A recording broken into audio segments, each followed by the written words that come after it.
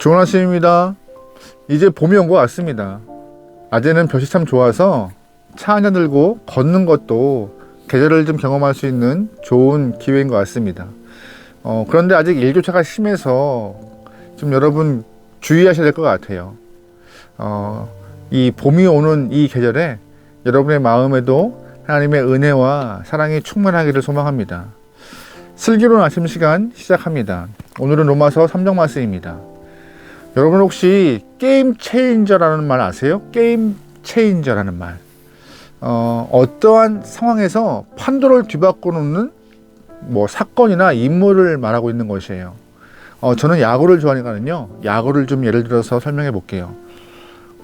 경기 내내 1점 차로 지고 있다가 9회 말 투아웃에 홈런을 쳐서 역전을 시켜버립니다. 그러면 홈런을 쳐서 역전시킨 사람을 게임 체인저라고 합니다. 구단에는 이렇게 한방, 즉 위급할 때 해결해 줄 수 있는 이 사람이 있는 것이 굉장히 큰 전력상 우위를 점할 수 있는 상황이 되는 것이죠. 스포츠에만 이런 게임 체인저가 있는 것은 아닙니다. 산업 구조에도 게임 체인저가 있어요. 자동차 사업을 예를 들면요, 요즘에 석유 연료의 한계가 있고 또한 많은 공해 문제가 발생하기 때문에 자동차 사업에 대해서 많은 이렇게 좀 변화가 발생하고 있습니다. 그래서 이렇게 연료의 한계, 공해 문제를 획기적으로 바꾸기 위해서 등장한 것이 있죠. 바로 수소차, 전기차입니다. 이러한 다른 연료의 차가 등장함으로 인해서 연료 문제, 공해 문제를 한 번에 이렇게 딱 바꾸어 놓는 좋은 시작점이 되고 있는 것이죠. 이런 것들이 바로 게임 체인저라고 말하고 있어요. 그런데 우리 영혼에도 게임 체인저가 있습니다. 우리 영혼은 죄로 인하여서 죽을 수밖에 없는 그런 존재가 되었습니다. 하지만 하나님은 우리에게 죽음의 문제를 해결하시고 생명을 허락하신 그 판도를 바꿔 놓는 그런 중요한 게임 체인저를 허락하셨습니다. 바로 누구죠? 예수님이십니다. 예수님이 이 땅에 오심으로 죄의 문제가 해결되고 죽음의 문제가 해결되어서 우리 삶에 영생과 구원과 평강과 평안을 허락하신 것이죠. 오늘 본문은요, 이 영혼의 게임 체인저인 예수님을 오늘 바울이 하나님의 의, 하나님의 한 의로 표현하고 있는 본문입니다. 우리 1절과 2절 말씀 보겠습니다. 그런즉 유대인이 남은 무엇이며 할례의 유익이 무엇이냐? 범사에 많으니 우선은 그들이 하나님 말씀을 맡았음이니라. 아멘. 하나님께서는 세상의 그 어떤 민족보다 이스라엘, 즉 유대인을 선택하였습니다. 이스라엘 사람들은 하나님의 선택을 너무나 좋아해서 스스로를 선민이라 부르기 시작했죠. 하나님의 선택이 있고 이스라엘 사람들도 스스로 선민이라 부른 상황 가운데 여타 주변의 사람들이 이스라엘을 바라보니 하나님의 선택받을 만한 특별한 점, 특출난 점, 그렇게 뛰어난 것이 없어 보였어요. 게다가 선택을 받았다 하는데 좋은 점도 없어 보였어요. 이득이 뭐야? 하지만 바울은 오늘 본문에서 하나님의 선택받은 이스라엘 사람들의 정말 유익이 무엇인가, 그거를 1절 말씀과 2절 말씀에 잘 설명하고 있습니다. 바울이 말하고 있는 선민이 되어서 좋은 점 무엇이냐? 2절 말씀에 하나님의 말씀을 맡았다라고 말하고 있는 것이죠. 말씀을 맡은 것은요, 중요한 사명을 감당하고 있다는 것입니다. 하나님 말씀은요, 아무에게나 주는 것이 아닙니다. 정말 하나님이 특별히 사랑하시고 마음에 두시고 있는 그 영혼들에게 주시는 것이 말씀이라는 것이죠. 그러므로 유대인들은요, 하나님의 택하심을 통하여서 말씀을 맡았던 굉장히 큰 축복과 은혜를 경험한 영혼들입니다. 그런데 문제는 하나님께서 그들에게 말씀을 맡겼는데 정말 말씀을 보관만 하고 있던 것이 이스라엘 사람이었어요. 단순히 그 의미는 맡은 것은 그 말씀을 활용하여서 중요한 사명을 감당하는 것인데, 이스라엘 사람들은, 유대인들은 말씀을 보관하는 것이 사명인 줄 알고 있던 것이에요. 하지만 하나님 뜻이 그게 아니었습니다. 하나님은 말씀을 맡아놓으라 라는 것은 말씀을 잘 지켜서 행하여 열매를 맺으라, 그 뜻인데 그 마음을 이해하지 못하는 것이었어요. 하나님의 뜻을 이해하지 못한 이스라엘 사람들은 오히려 자신들은 말씀을 맡고 있음에 행복했고 그것이 다임으로 알고 있어서 말씀을 준행하지 않고 말씀을 모르는 이방인들을 향하여 정죄하고 평가하고 죄인이라 치부하면서 그들을 상대하지 않는 그런 잘못도 범하는 모습이 등장합니다. 이스라엘 사람들은 먼저 말씀 받은 이점, 즉 죄의 기준을 알 수 있는 이점을 다 잃어버렸던 것이에요. 죄의 경계를 알아서 넘어가지 않을 수 있는, 죄를 범하지 않을 수 있는, 삶에서 거룩을 지키고 하나님이 원하시는 의로운 삶을 진행할 수 있는 영혼들이었는데, 그 말씀을 보고만 안 해서 죄의 경계를 넘어서 스스로가 죄로 가게 되었고, 또한 이방인들을 정죄하고 말씀으로 무시하고 그들을 죄인이라 취급하고 또한 상대하지 않은 그런 교만함도 같이 보였다는 것입니다. 이러한 모습 가운데 거룩과 거리가 먼 삶을 살았던 이스라엘 사람 향하여서 바울은 이런 말을 해요. 9절과 10절 말씀입니다. 그러면 어떠하냐? 우리는 나으냐? 결코 아니라 유대인이나 헬라인이나 다 죄 아래에 있다고 우리가 이미 선언하였느니라. 기록된 바 의인은 없나니 하나도 없으며. 아멘. 분명히 이스라엘은 말씀을 맡았다라고 말하고 있어요.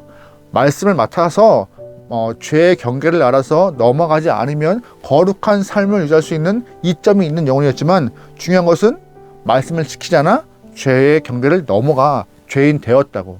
유대인 너희도 죄인이야. 이방인들은 말씀을 받지 않아서 양심을 벗어난 삶을 살아서 죄인 되었지만, 너희는 말씀을 받았음에도 죄의 경계를 넘어서 죄인 되었다고. 그래서 모두가 다 죄인이라고 말하고 있는 것입니다. 결국 모든 사람은 죄 때문에 죽음에 질질 끌려가야 하는 상황을 놓였던 것이었습니다. 속절없이 지옥 백성이 될 수밖에 없는 상황에 놓인 것이죠. 그런데 감사한 것은 하나님께서 그런 우리의 모습을 그냥 방치하지 않으시고 이 상황을 역전시키십니다. 바로 우리에게 게임 체인저인 예수님을 허락하심으로 죽음에서 생명으로, 죄인에서 의인으로, 사망에서 또한 우리에게 영생의 시간들을 허락하시는 은혜를 주신 것입니다.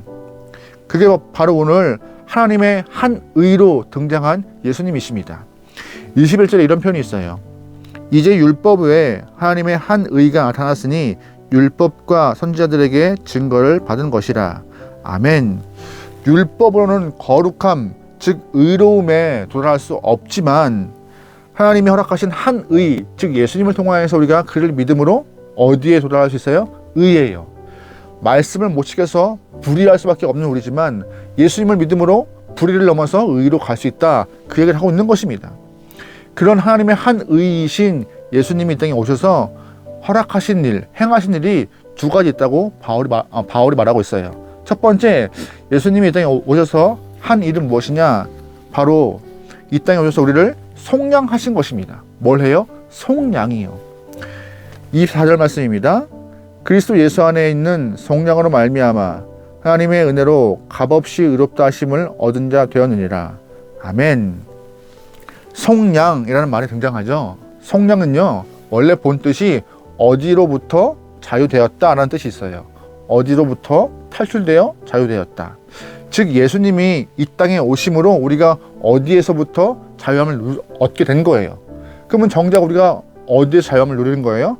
죄로부터 자유함을 얻어 생명을 허락했다고 오늘 본문은 바울의 입을 통하여서 말하고 있는 것이죠. 죄에 매여 있다고 생각하지 못할 만큼 우리의 삶이 너무나 죄에 매여 있는 게 자연스러운 상태가 된 거예요. 너무나 오랜 시간 동안 죄에 매여 있다 보니까는 불편함이 없을 만큼 우리의 영혼이 그렇게 흘러가고 있던 것이에요. 하지만 하나님은 우리가 죄에 매여 있는 것이 안타까워서, 불편함도 모를 만큼 그렇게 옥조이는 삶이 안타까워서 우리에게 참 자유를 주고자, 불편함을 해결하고자 예수님을 허락하신 것입니다. 그래서 예수님이 이 땅에 오심으로 그가 속량함으로 우리가 죄로부터 자유함을 얻고 모든 영혼들이 생명을 누렸다고 오늘 본문은 우리에게 선포하고 있는 것이죠. 예수님이 십자가에 달려 돌아가심으로 우리에게 죄로부터 자유함을, 또한 그가 3일 만에 다시금 부활하심으로 우리에게 부활의 증인이 되어서 우리 또한 그렇게 살아날 수 있음을 허락하였음을 눈으로 보게 하신 것입니다. 단순히 예수님이 이 땅에 오신 것은 그냥 왔나보다 라고 치부할 문제가 아닌 것이었어요. 그냥 대면 우리가 맞이할 문제가 아니었던 것이에요. 우리를 해방시키시고 또한 부활이라는 큰 은혜를 통하여서 우리에게 새 생명 주시는 하나님의 역사하심을 우리는 알고 경험하고 느끼고 믿게 허락하시는 본보기를 세우신 것이죠. 감사할 수밖에 없는 일이에요.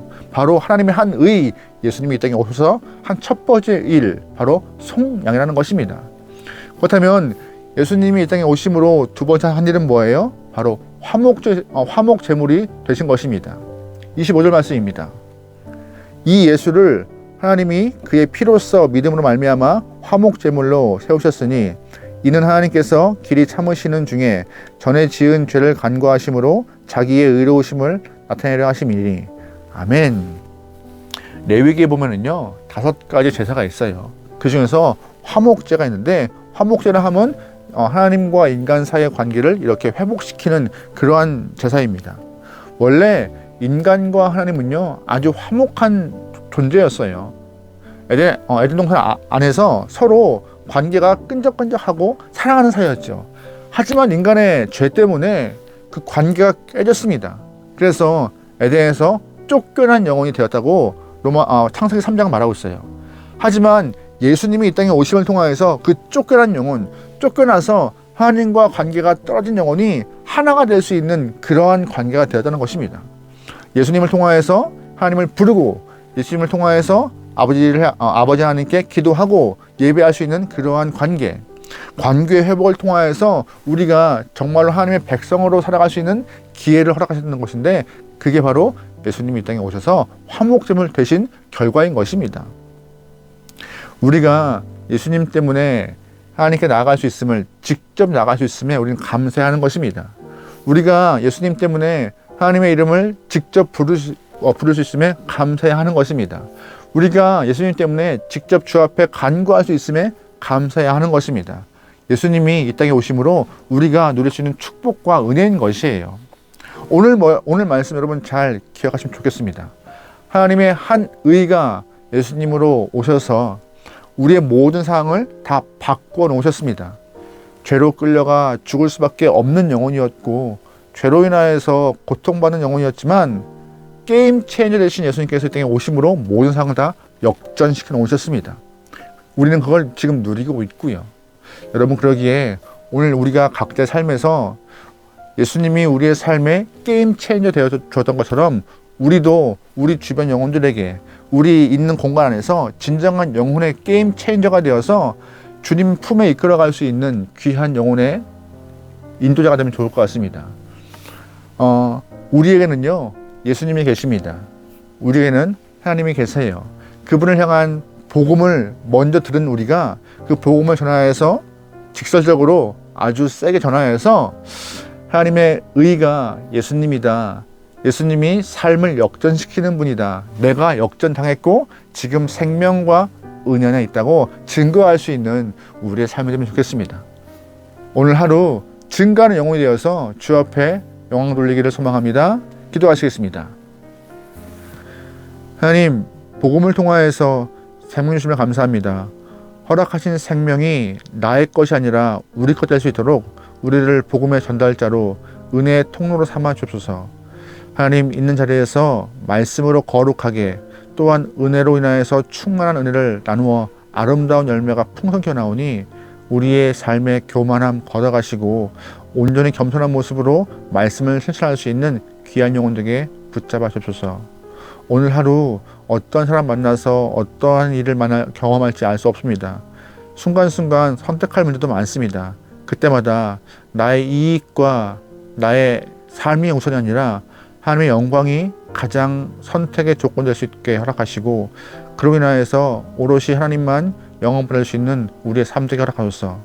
오늘 하루를 맡겨오며 예수님의 이름으로 기도합니다. 아멘.